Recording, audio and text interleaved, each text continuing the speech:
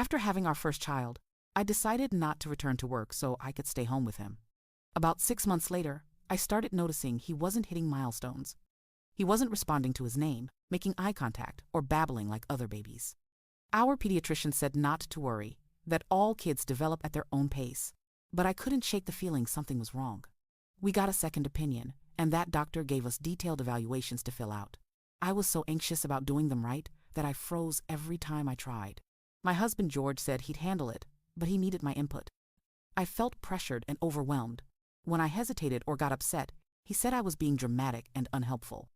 When our son was finally diagnosed as autistic, I fell apart. The pediatrician recommended therapy to help me cope, and I started seeing someone.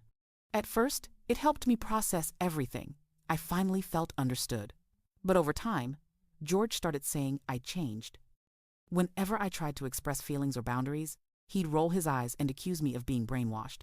If I said I felt unsupported, he said I was turning everything into a diagnosis. It got to the point where I couldn't talk about my emotions without being mocked. Now we have a second child, and George acts like I'm the enemy.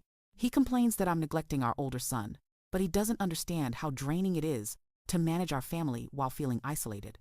He refuses to acknowledge the reality of our situation.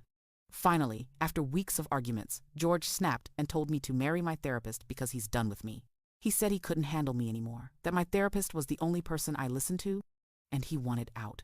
I felt blindsided, heartbroken, and completely unsupported in a life that's already exhausting. I know our family is struggling, but I can't help feeling like he's blaming me for simply trying to survive and get help. Is it me in the wrong here? Am I the a-hole?